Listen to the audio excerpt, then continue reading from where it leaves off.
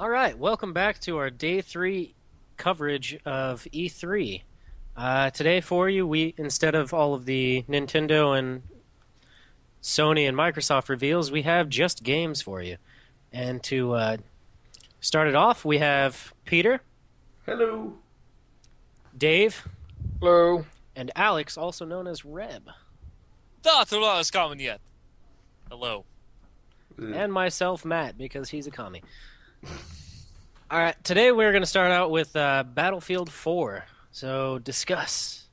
They definitely need to put a subtitle of the literal Skyfall. That's one of my suggestion to DICE and the development team. That'd be quite nice. But no, they pretty much showed the same gameplay today, but they talked a little bit more about what the specifics of the game were going to be. It seemed like it was one of the things today where they actually just asked the developer real questions. One thing they definitely said today was we're going to now have 64 people on the PC and the next gen consoles. Way to steal my notes, dickface.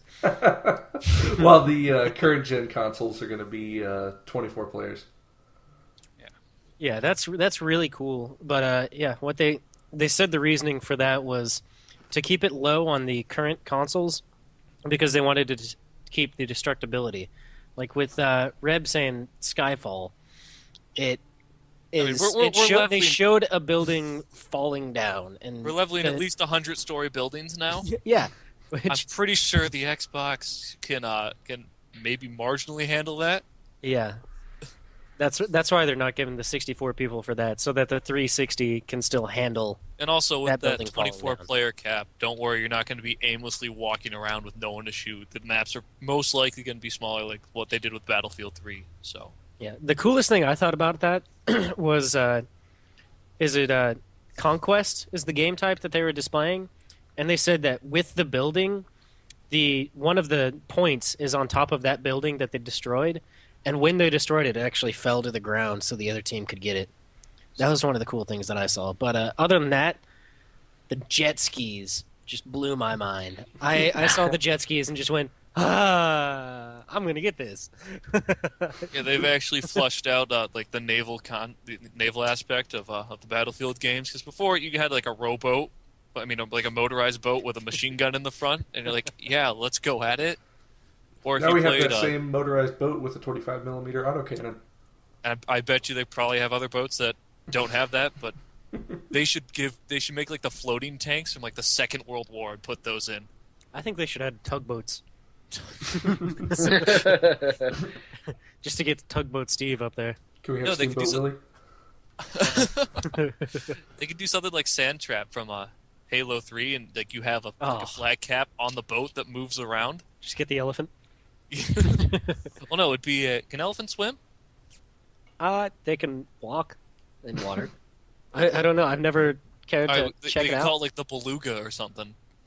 The narwhal. It's set like a instead pike. of a gun, it has a pike on the front. So, any more thoughts on that? It looked really smooth. I liked the destroying the environment to trap tanks. I thought that was really, really cool. They had the LAV fall through the floor. Yeah, into the parking garage. That was pretty cool. He just shot a little pillar and down falls a tank. Yeah, that's probably an oh shit moment though. You're down there, having a little firefight, and you can't really fit vehicles in. Then just a tank falls through the roof. Yeah, it seemed like the tank was having real problems, actually shooting at the guy who dropped him through the floor. But I think it was supposed to be one of those trap situations. Yeah. Yeah.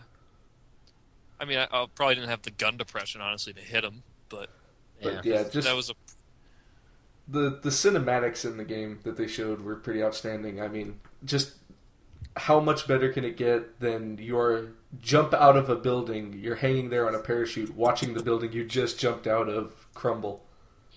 It did take it a while. They're like, oh, the building is coming down, and they have enough time to parachute down, and then hang out for a few moments, turn around, and just be like, oh, that's a nice building. And then it explodes. C4 it's going to take. Yeah. They also touched on the fact that like big environment changes like that are actually going to affect the map. They said something to the tune of like the dust cloud from the building coming down is going to come up and affect like helicopters and sniper scopes and stuff like that. And I just thought it was really cool to integrate a choking kinda... mechanic now. You have to wear a gas mask. It sounded like they had sound depression with it as well. They had that with the suppression effect in Battlefield 3. Like you'd go a bit dull or a bit deaf, not dull. Screen gets a bit blurry, so I guess you could call that dull, but whatever. I mean, the way you played BF3, it was dull, but dude, no support with just really big LMGs that you couldn't see anything. I didn't have to hit anything. It was fun. But no, one of the things I did like was they finally decided to add a new faction to the Battlefield 3, Battlefield multiplayer, because for the longest time, Battlefield 2 they had, I think, something else. They had the Chinese, I want to say, or there was some like Chinese like splinter faction. But for the past couple Battlefields, it's been the Russians, and there's nothing wrong with the Russians, but they get a bit tired. Though I want to see them return. It's good to see that you're fighting more than one, nation in this.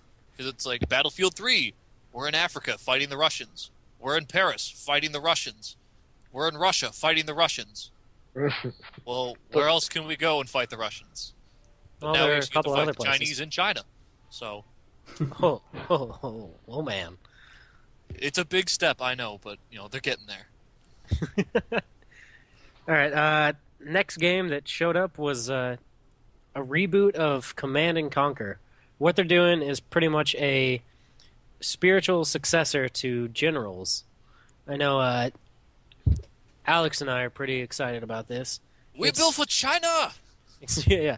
They still have the 3 factions from Generals, which was pretty much the GLA, which which is Islamic, your like, terrorists. You have the US, Chinese, and and the then the Chinese. U.S. Yeah. One thing that caught my eye was they're going to use the Frostbite 2 engine, which was really cool, and it's also free to play online, which is I don't remember if it's different for Command and Conquer games because I never really played online. I just kind of hung out and made my own games, whatnot. But it's going to be 3v3, up to 3v3, and it's got a closed beta going on now that you can sign up for on their website, and it's planning to launch in the fall, which is going to be exciting. I might pick it up myself. Yeah, I'm not too knowledgeable on the game itself, but because you just mentioned it's on the Frostbite engine, I'm starting to notice that's looking like it's going to be a really, really versatile engine. I mean, obviously it's running the new Battlefield and stuff like Warfighter, but I mean, we'll get into this a little bit more. But they even announced that they were going to be running the new Need for Speed on the Frostbite engine. Oh, they did? Yeah, I mean, this engine is shaping up to be really, really versatile. That's cool. Well, speaking of Need for Speed, That's up next. That's where we are. Unless Alex, you got any more comments on Command and Conquer? Oh, well, with the Command and Conquer, it's always been, you've always, had to go to the store and purchase it or buy it off Steam. So I'm kind of interested to see how their free-to-play, I guess, economic system is going to work out. Like, I don't want to be paying money to buy, I guess if you've played Red Alert, like the Apocalypse tank, which is the best tank in the game for certain factions. And if it turns into like some pay-to-win fest, I'm really like that kind of disappoints me. They brought that point up and said we're driving away from that, and they're trying to make it so that the things that you pay for are more for vanity instead of buying the Apocalypse tank, like you said, so that it's going to be just buy to have something look cooler instead of pay to win, which I thought was interesting. Yeah, that makes a lot of sense. Yeah, buying skins actually, that's pretty marketable because people do like to personalize and make their faction or their units fit to their own personal aesthetic. Yeah. So I think that should do pretty well with the famed Command and Conquer. As I don't think they'll have any trouble getting an audience. Yeah, I mean the only place we've seen that in the video game world so far is things like League of Legends, where you don't run into many people on there that are running the basic skins if they kind of consider themselves to be good at that game. I mean, the skins are almost as important as buying the character. The other place we've seen that a lot is in some of the older tabletops. You can buy the same kit that's got all the same people, but you won't find two people that painted their guys the same.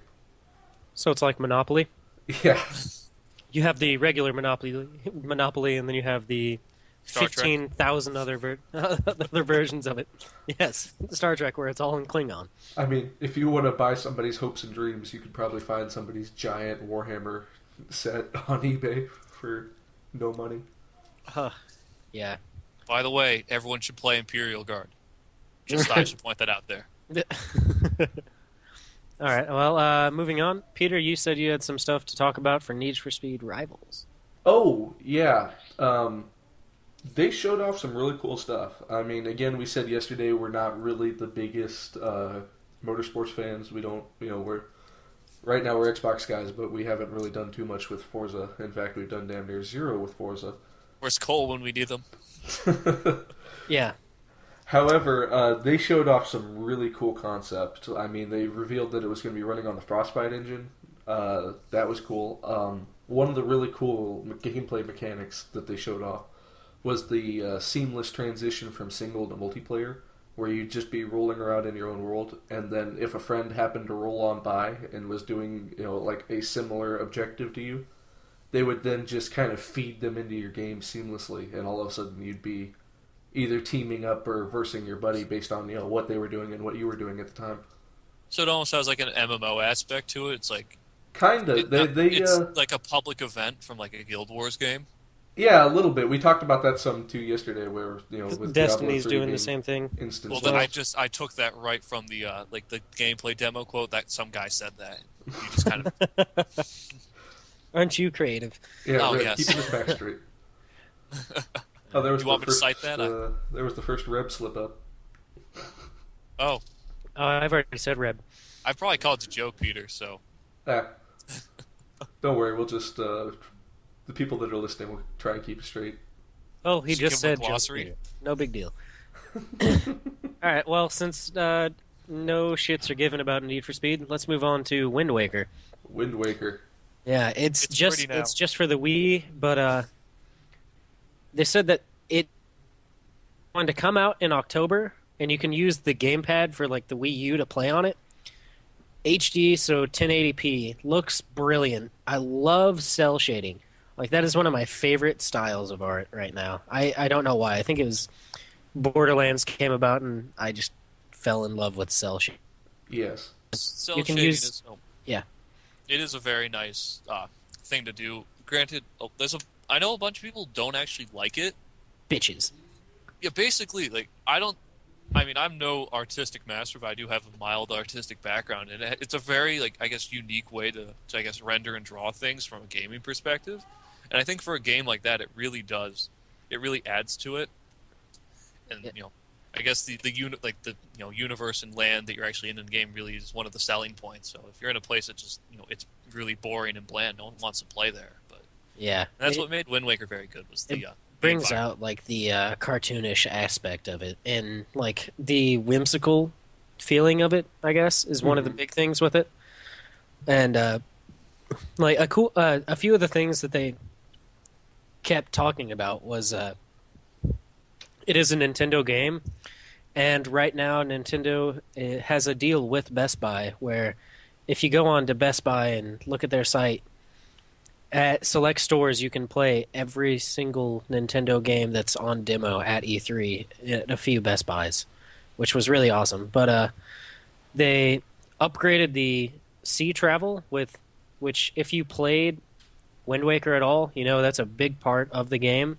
Mm-hmm. So they made it faster and better, and just kind of improved on it.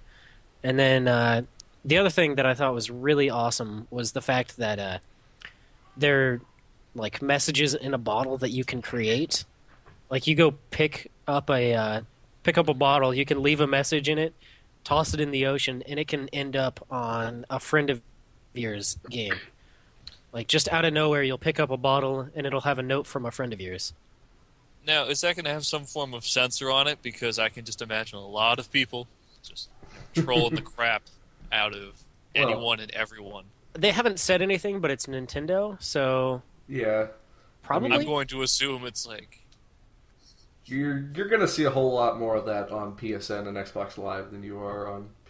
I mean, do we even know if they've improved the friend system on the Wii U? Because I know with the Wii U, it was such a pain to even like. You mean the Wii?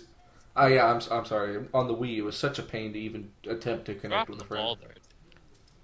I don't know. I don't have a Wii.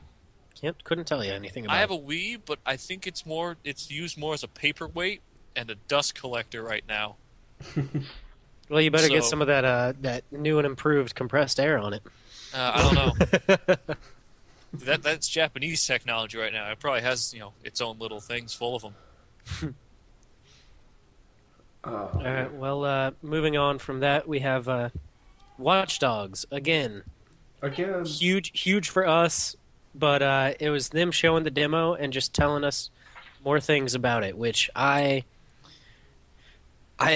just liked it even more with what they were telling us. There's like the way that they evaded the cops in that game. You could do it stealthy, or you can just go full speed and try to outrun them. That was really cool. And the fact that you can hack into literally everything going on in Chicago. Like, yeah, that one scene. Oh, yeah. Sorry. Like when one of those guys in the coffee shop recognized him, started calling the cops. You go up to him, take his phone, and smash it. You could also hack into it and shut his phone down or something. That was an awesome idea. That you have multiple situations that you can deal with something. Yeah. One thing that stood out to me though was when he was in that, I guess, just underground part of the roadway, and he pulls up all the roadblocks and then just crosses the street. Like, oh no, that wasn't him. That was a friend of his through Smart Glass. Oh, like you can. The thing that they told us about that is you can send from your game. You can send out like a ping to your friends who, if they feel like helping you, they can get on their tablet or on their phone and help you from anywhere and just make a few quick do something real quick. Like what they did was EMP'd the helicopter and then raised those whatever they're called, barriers, right, and stop the cops from finding you.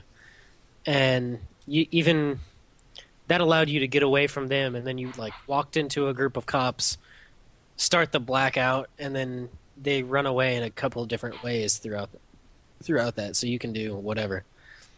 It's just given the options. They said instead of the usual types of gameplay which is stealth and direct combat, they added like hacking, so you can do a combination of all three or stay in one of those and play your game like that. Yeah, they added. I know I'm going back, but they announced some of the same functionality for BF3 in the form of the new Commander mode, where basically you're able to use the same, Smart Glass or the PSN app, and you effectively can help your team by controlling some of the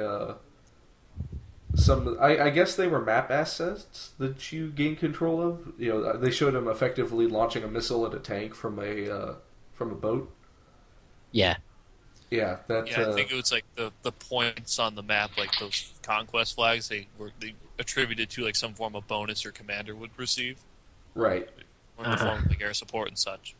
So I know I touched on this before, but I'm just really, really glad to see Xbox and PlayStation integrating these tablet controller ideas that really made the Wii U stand out and kind of, doing it in their own way. Mm-hmm. Only the Xbox would let us buy used games, though. Well, you can buy them. It's just and you have to pay. You just have to pay twice. Well, I could loan it to you if you're my friend, or hell, well, if you're no, there's family no member. loaning. There's a Yeah, there's literally a gifting that you don't get back. You can't really see. I was doing the quote, the air quotes there, but sarcasm is a little difficult as well. Well, considering I speak in sarcasm. Yeah, it's kind of difficult to talk with. Between the two of us, it's difficult to have an actual conversation. Yeah. 90% of what we say is sarcastic. Sarcastic? But here's the question: was that sarcastic? Maybe. Stay tuned next week for the continuation of Sarcasm Podcast 09. All right. Well, next up we have South Park: Stick of Destiny or Truth, whatever the fuck it's called. I don't care. I think it's Truth. It's awesome. I mean, it's made by Obsidian and Ubisoft, with Trey and Matt both being completely immersed in it. Like they are doing Thank you. all of the writing, I guess. They'll go in every day the same way. They're treating it like a movie of South Park, where they go in every day and rewrite everything, write everything, and test out just situations constantly. Which that I means thought it was take them a little over a month to make it because they make each episode of South Park in a week. I said a movie, not an episode. Yeah, well, a movie. Let's say it's an hour and a half.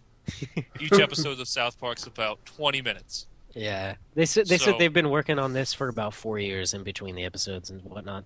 Yeah. Well then, Like anytime they have off it like a from normal South Park anytime they episode. have off of an episode, they go and work on that. And it's the same way they worked with the Book of Mormon and their movie Book of Mormon. Wow. Book of Mormon's hilarious. If you haven't seen that, any of you or people listening, go watch the Book of Mormon. You will laugh your ass off. You really will. Well, I don't frequent New York enough. Yeah. Well, I'd I'm love only to. 5 hours away.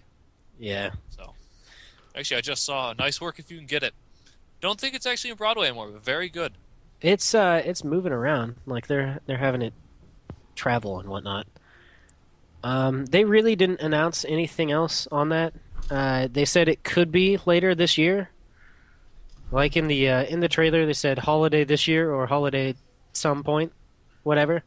They were very vague on that. It's a holiday. It's a holiday.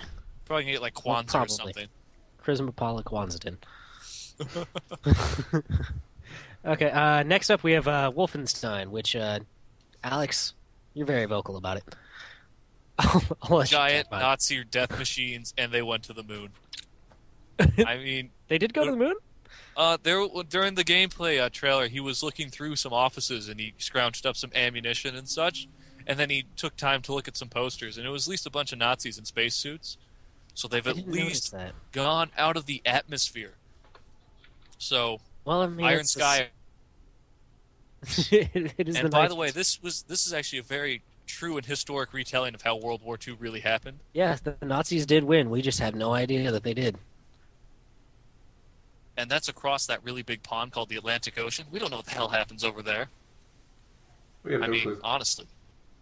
But no, overall, that it looks like it's the story for that. It's probably extraordinarily laughable. I mean, when your main character is B.J. Blazkowicz and he's like the grandfather to the Doom guy, you don't. There's not gonna be a whole lot of character development. You don't really care for the story. It's for just the crazy stuff you get to do. Like, you can dual wield, I think they said, nearly every gun in the game. Yeah, they said outside of like the chain guns. The thing that caught my attention was they said one of the most powerful things you're going to get are dual wielding shotguns, and I just couldn't stop laughing. And But the whole game Nazi seems like, robots yeah, was the my whole favorite game thing. seems like it's a great throwback to a style of game that doesn't really exist anymore, which is like the original 3D FPSs. And where you could, like, where the shotgun reigned supreme, and there was no story. It was, here's a gun, here's a guy shooting at you, and just go shoot him and enjoy it. You don't need a fancy story. You just need fancy guns and some decent levels. Well, they had the like arc welder type gun. From That looked Red very Faction, cool. If anybody's I played that. really hope you could kill people with that, because as I much don't know fun as why it is he to didn't murder- attack the robot with that. I Like, mean, there's a murdering robot fences. chasing after him where he could have gone. Like, it seemed very scripted where, oh, you must run under this. Why the hell not use that gun that can tear through metal? I think it's one of the, like, it's a gameplay demo, and the guys who do that, they always walk around slowly, they look at the skybox, and they just do it to show off the technical aspects of the game. So, because, like, if you're playing, like, that level they demoed last year with Halo 4, when it's called Infinity, I think it's the 4th mission, and you're in the jungle, that guy, he was taking a grand old time walking through the jungle. He's like, let's look at all the leaves. Well, you're just running through. So when the game releases, you'll probably be able to do that. But for the purpose of a gameplay demo, they tone it down a bit and slow it down so you can see everything. Yeah. It doesn't really fall into line with what we've seen the rest of this E3 though. I mean, when we're seeing Romans getting stabbed and mechs being ripped apart, and it just it seems like you'd want to show what you got. Yeah. Well, towards the end of the demo, they did. There was at least a decent sized engagement. Like, we don't really know how big the engagements are going to get in Wolfenstein, but there was lasers. There were I guess they kind of looked like they're like robotic dogs. They kind of look like those robotic dog mechs from the second Mass Effect game, and with German helmets strapped to them. So that was very funny. And giant teeth as well. You got to remember that. Yeah, so I do like the retro future atmosphere they had going there. So overall, I probably will buy it. I'm not trying to endorse the product or anything. Maybe you can gift it to me and I'll play it. I'll put you as family on the Xbox One. I can be a family guy and use your shared library. That's I can give it up to 10 people. So. All right. Well, they announced that it's going to come out holiday of this year for every console, even though we still don't know when the PS4 is coming out. I think they also said the PC. I want to say they said the PC, but I think they said PC, but they said PS3, PS4, Xbox One, Xbox 360, and the Super Nintendo system. Oh, why would you not have anything for that? I mean, I just played some Halo 4 on that today. It was pretty good. Okay, next up we had Mario Kart 8 for the Wii U and Wii. Yeah. There's 8 of them? Anti-gravity. Awesome concept. And hovercrafts. And you got that, you got that with the glider, which was really cool. You got glider from Mario Kart 7 that they kept in it, and that was really cool. It's the first HD Mario Kart. They brought back Waluigi and Toadette. Anybody that knows anything about that, whatever, knows that. Who the fuck is Toadette?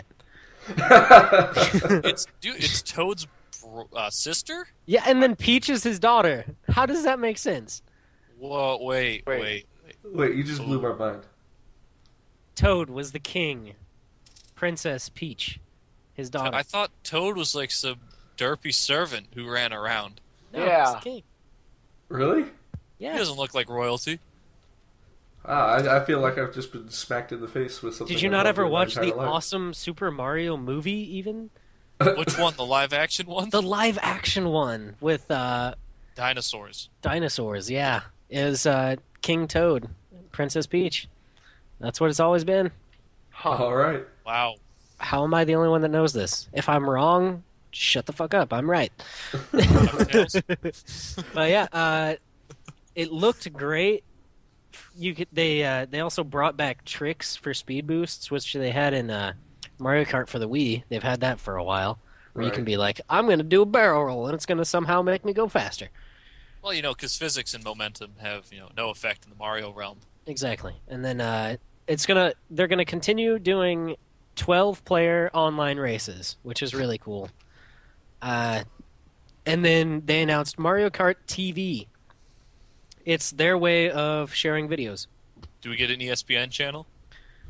That would be nice. I mean, they got NASCAR on it. Why not have Mario Kart TV? It's probably more interesting to watch than NASCAR. I mean, at least, you got shells flying around and you're upside down. But no, overall, it is looking like a very good game, and probably the only reason I'd ever own a Wii U, because that's really the only reason I've ever played my Wii is for Mario Kart. Like, we got the Wii. We didn't buy, anything. We got, I think it was Super Mario Galaxy was the game we had, when we got it.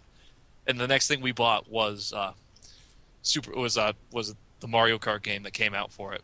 Yeah, my dad has one, and we got the Wii Sports thing. The only thing I've done on that is boxing, and it was because I wanted to beat my little brother, who's an amateur boxer. I was like, can't beat you in real life, bitch. I can beat the shit out of you on the Wii. Did you make a mock ring in your living room and start flailing your arms around? Almost. We've done that. We've done that before. I mean, anybody that's played Wii Sports knows it's all about that tennis. all about that tennis. I was the No, shit you at have to hit the number 2 button, and you do the underhand pitch in baseball. That's a little hint. Throws off everyone. So if you really want to go pro in Wii baseball, like Wii Sports baseball, remember the underhand pitch. No one can hit it. All right. Next up is the Bureau XCOM Declassified. Reb, you're the only one that has any interest in this game, and you just want to mock it. I love XCOM. I remember I had XCOM UFO Defense, the very original, and Terror from the Deep. And as hard as it was still fun as hell. And then I have played XCOM Enemy Unknown. Still fun as hell. It's not as hard at times, but it's just fun and it's XCOM. But this just doesn't really look like XCOM. It has the name XCOM. It has the aliens from XCOM. It's got the guns from XCOM. But it just doesn't feel like XCOM. And it might not be a bad game, but I just don't feel that it's a proper XCOM game because it's a third-person action game, and they're trying to make it, strategic where you can place your guys behind cover. You can pause the game and move them here, do this. But when it still boils down to it, it's a third-person action game from a turn-based strategy game franchise. Yeah. And it doesn't seem to fit. But, who knows? It might turn out to be really good, but I don't have high hopes for it, unfortunately. I mean, it's always kind of a hit or miss when a franchise does something like that. I mean, there are some people that really loved Halo Wars, and some people that didn't. That was a great game, just didn't have enough variety. Yeah. Yeah. Next up, we have Saints Row 4. What do you got? Oh, boy. Dude, the president's the one. Since we've heard so much from Dave this time around, let's let him talk about this one for a minute. Suck it, Dave. Honestly, that looks like a lot of fun. I popped into that video because I was skipping through all the old trailers and whatnot, and I didn't want to watch those, and I hopped into that video, and I just see this guy covered in a blue aura hopping up and down buildings. I'm like, oh, this looks like fun. And he gets out a couple guns and starts playing dubstep, slaying his enemies. I'm like, oh, this looks like a lot of fun. Oh, what the hell is this game? So I go back, and it's like, it's number 4. Wait, this was originally supposed to be a GTA kind of rip-off game. They're going in an awesome direction with this. And it honestly looks like a lot of fun. I think I'm going to enjoy playing it. I know me and my friend, we would get semi-trucks stuck in the drop-down bridges in number 1, and the game couldn't handle it. The trucks would start seizuring and then shoot off into the sky as high as it could, and we would have a blast with that, so I think we're going to have a blast with this one as well. I think it's a bunch of mindless fun. Yeah. There's no thought in it. You just have so much fun doing random-ass shit. Like in the third one, you could run around naked and beat a man with a purple dildo. I forgot about that. That was a melee weapon, so it's quite the funny direction that they've gone with the whole franchise, and it's just hilarious what they do with it. So we're gonna parody the Matrix, everything of Alien Invasion, and who knows what the hell else. Dude, you got lightsabers? They had lightsabers? You got the old school lightsabers that look like fucking shiny katanas. That's awesome. It was wonderful. I cracked up on that. Yeah, it definitely seems like they made a lot of effort to keep the same sense of humor and the same. Well, I mean, what do you eventually do in GTA? You just start running bitches over. That's literally all GTA almost ever boils down to, unless you're the kind of person who obeys the law and actually tries to play the game.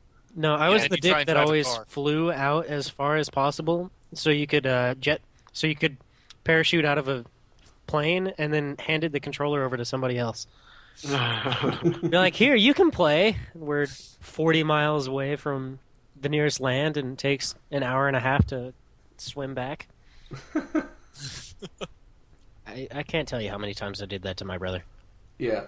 I mean, the gameplay changes they've made look awesome. I think it's a really, really big step forward from what I've seen in Saints Row 3. I mean, a lot of people are not so happy about the adding of basically superpowers and you can do anything, man, being the main protagonist. The Screw that. president. They don't know how to have fun. Yeah, those are people. Those are the people who follow the rules in GTA. We don't like them. Those are the people who like actually look at the traffic signs and like the street lights and follow them. You always got to blow through them. I mean, that must be a glorious subset to be a part of. The group that the nerds look down on. Okay, next up, we have the thing that I'm most excited for. DuckTales. Woo! Oh, What Gotta love they DuckTales. initially said was what they did was they played the NES version day in, day out until they knew everything about it and recreated it almost completely. So that the game itself is about 60% NES, 40% new. So that's adding like, a few new things that they've done on that. Like and they also they added maps for the easy and medium difficulty. The music is still wonderful. They said for the moon level, it's the best version of that song that they've ever heard, which I mean, it's debatable because it's it's somebody else's opinion. Right. Yeah. remember the one who has the most money has the best opinion, though. They're always right. Very true, especially Scrooge McDuck. I like how they added voices in too. It actually sounds like Scrooge McDuck talking. No, it is Scrooge McDuck talking. They got still alive? the awesome thing is they took everybody that's still alive that was a voice actor for this and brought them in for it, and they are playing their characters. I just want great. I want a cameo from Darkwing Duck. That's what I want. That's all I want. Probably won't happen, I know, especially since that's Daffy. I know, but God That's- damn it, it's and my they're it's my Donald's childhood. kids. That's my What? childhood right there. Nephews, whatever. I could live out my dreams, can't I? There's that 40% of new stuff that could be there. Darkwing Duck comes up and helps. That would be wonderful. Yeah, But, that's nice. Easter egg. that comes out this summer on the PlayStation Network, Steam, and the Xbox Live Arcade. I know how I'm going to be spending the end of my summer. Playing State of Decay. Probably. Yeah. Such a Definitely look out for the secret Easter egg in that game. They have a whole other remake hidden in the game. Remake of Going Crackers. Not really. All right. Next up is the Evil Within, which is Bethesda's survival horror game. It looks creepy as hell. I watched the gameplay that they had for that, and shit. That's all I can say. They wanted to shy away from having a really cluttered HUD, which is really nice, especially for a game like that where you want to be in the cinematic of it and be immersed in the game. One thing that really, or I guess two things that caught my eye were the fact that it's very trap oriented. So one of the situations that the guy gave us was, you go up against 8 people, you have 3 bullets. What are you going to do? Oh, obviously you're going to That's a trap. 360 no scope every one of them with double collaterals while jumping off a ladder and then getting a knife final kill cam. Tactical nuke for the win. You don't use the tomahawk? I like the tomahawk. Dude, Modern Warfare 2, best game ever. And then Riot the Shield all day long. unpredictable AI was the other thing. How every single time you die, the AI is going to react completely different. So it's never going to be the same way of going through the motions. Oh, that's just rude. So you don't even learn from your failure? Hell no, there's no reason to learn from your failures. Life Oh, is a bitch, and then you die. Ow. That's real talk right That- there. That's Kind of that's pissed the I way it haven't should actually be. seen anything of this game yet. I kind of came a bit late to the E3 train. Kind Yeah, of forgot it. you'll have to check that out. It looks really good. That is coming out sometime next year. They really didn't say anything else about it though. Well, we didn't get Fallout 4, but we got that. Yeah. Then there's Quantum Break. Oh boy. Was one of the final titles for the evening. That just the first thing that caught my eye, I kind of came into the interview and whatnot slightly later than everything else, and it just looked like you stopped time and you were moving around, and I was like, what the hell is going on? I can agree to that. I was watching it, and it was just a boat going through a bridge. I'm like, well, this is either Half-Life 3, Episode 3 with the Borealis, or I don't know what the hell it is. It looked really cool. Yeah. And you could bring somebody into your not dealing with explosions and shit, but it was awesome. No, what do you mean by bringing people in? I obviously haven't really looked into this game. During the Is it trailer, just players from like people playing this game, like your friends, or it's just people? No, what happened was you can play as 3 different people. 2 of them are good. One's the bad guy. The part that they showed us, one of the guys, when they stopped the time or whatever, walked up to somebody who was in the explosion going through the wall and whatever, grabs her and pulls her out of the explosion, and she gets caught up in his time. So it's she immediately moves from being in real time where it's stopped to in his time that is going through the stopped motions and whatever. Right. And so that they can get away from the explosion. It's kind of cool, but does momentum still carry over though? Because they yes, stopped. That's So what it did look like it, because he grabbed her and then she came out of it and they fell down Right. and then got back up, made it 5 feet before the explosion actually happened. Yeah, that was one of the main gameplay things that they did a pretty good job explaining it, but it wasn't like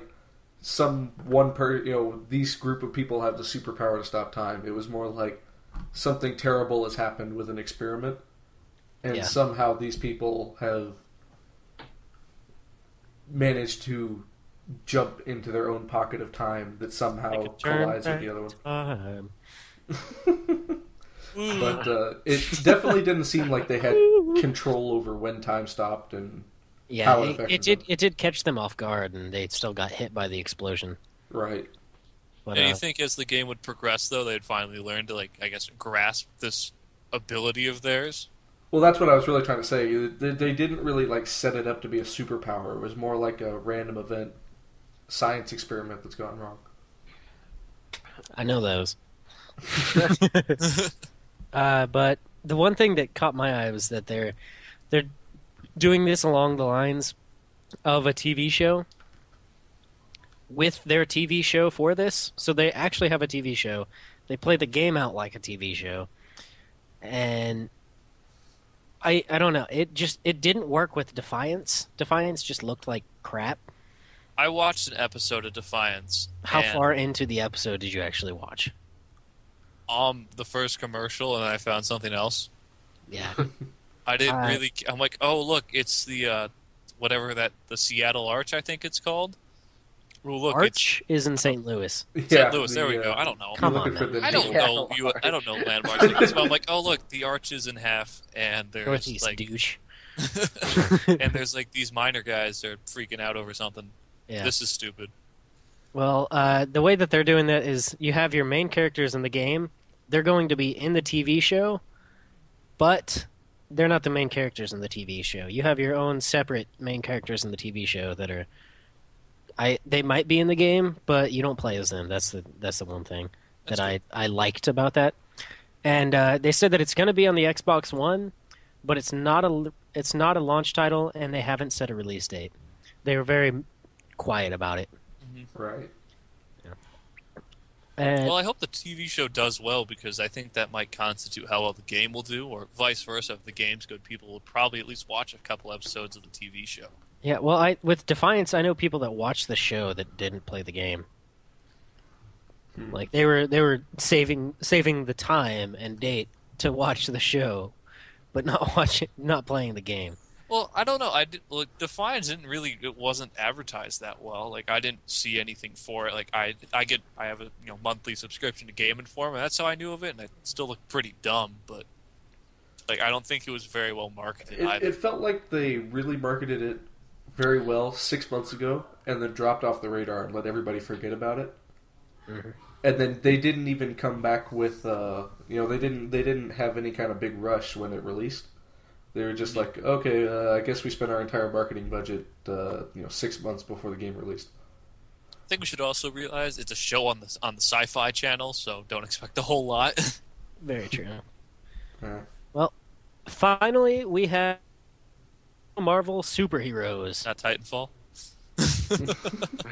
Titanfall can be later, Yay! so you can finally talk about it. Yes. Well, with this, you have all of the superheroes from Marvel. They brought in everyone. It's ridiculous. The mechanic so I that get I to play as really Batman? liked was. I'm going to kick you in the face. All right, so I'll be the Flash, and you won't be able to catch me. Damn it. But outmaneuvered. Well, you're fighting Galactus. Galactus, yes. And that's just kind of one of those overall characters that is really cool to see.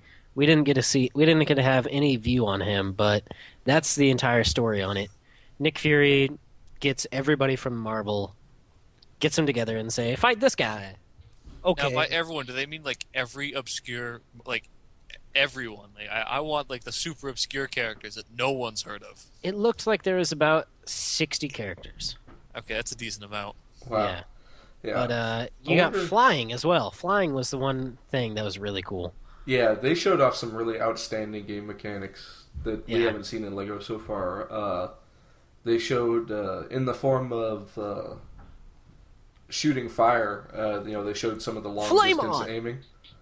Like, that's a mechanic that I know is previously kind of sucked in LEGO games.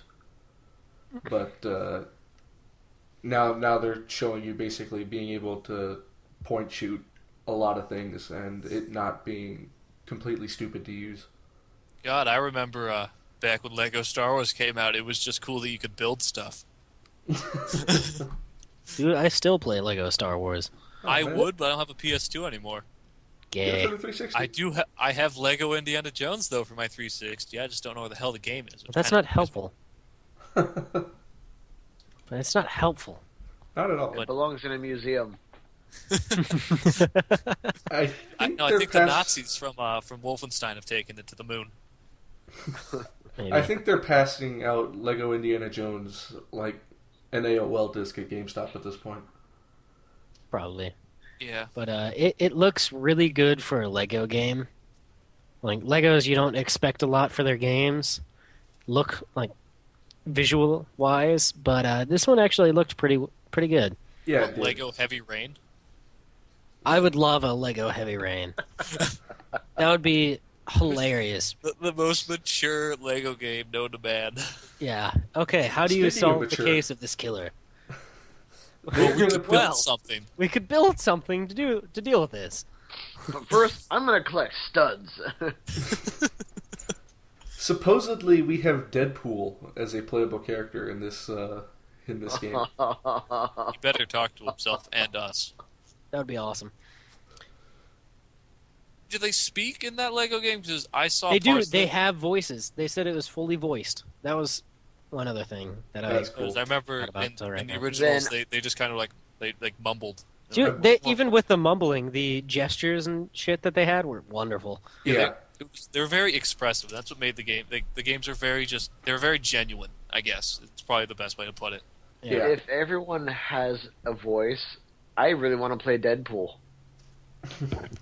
It might be like somebody that sounds mildly like Ryan Reynolds Well, I'm just saying. Why can't it be Ryan Reynolds? because it's a video game for Legos. So No. They're not going to have enough money to buy him. Telltale, they just rake in the cash. Yeah, I don't know. think Lord of the Rings was the first Lego game to actually have voice acting in it. Yeah, I think did they just take it from the movie though. They just kind of cut it like. Mr. Frodo. You shall not pass. Or play this game. Well, Alex, you wanted to talk about Titanfall. I think it's about that time. I'm very sad that I wasn't able to join you guys for the first two because apparently you talked about Titanfall at least mildly excessively. Mildly excessively. Yeah, just Just See some a little a lot. A little. I mean, Yeah. beating a dead horse with a pickup truck would probably be an accurate description. No, with a Titan. Come on, joke. We're going to use our Titans, definitely. But I finally decided to watch it, and I was just... There's my reason right there for buying an Xbox One. Because that game, it just looks simple. It's simply wonderful. I'm very picky when it comes to aesthetics, and I mean, you already heard me speak about how game environments and all that fun stuff really sell a game, at least for me. And I have a nice engineering, mindset. So right angles, square things, overly mechanical. That's right up my alley. And Titanfall pleased that to every nerve in my body. Everything's bulky, everything's industrial, everything sounds loud. At least it seemed to sound loud. Just it was in your face, and we get jetpacks. I got a jetpack. I'm flying so high. Well, no, you get to you do parkour with jetpacks. And yes. That would look it's a very fluid game, and even though all the stuff is very bulky, and you could tell everything had a lot of weight to it, it seemed like it was just a very well realized game, and it looked a lot of fun. So there is my reason for an Xbox One right there. Titanfall. Awesome. Well, let's go ahead and have everyone's closing thoughts for the day. Peter, go ahead. Closing thoughts. Or game of the day. Game of the day. I mean, that one's pretty obvious. They definitely expanded on BF4 a whole lot more than anything else. I mean, they revisited Quantum Break a little bit, but I think BF4 was definitely what was in the spotlight today, and I think they did a really good job showing off the tablet gameplay and the destructibility of the map. So glad we did not hear 64 people yelling over the gameplay this time around. I've got the bomb. Good play. Good play. It's coming down. Yeah, I thought their lovely their dialogue it seemed very forced and very, very poorly done. But I thought that made it very campy and funny, though. You could script it and do better job than that. Yeah. Or you could have the dolphins it's a from bunch South of Park I do think it. they're either Swedish or Norwegian, so they probably don't have the English is definitely not their first language. And they're like, we have to. They probably watched a bunch of American war films before they came. All right, Dave, what was your favorite of the day? You like to listen and list everything that's been said. I was absolutely stoked for the new DuckTales and Saints Row 4. Those will be my picks for today. Cool. I can Alex? see both of those as being huge time wasters. Yeah.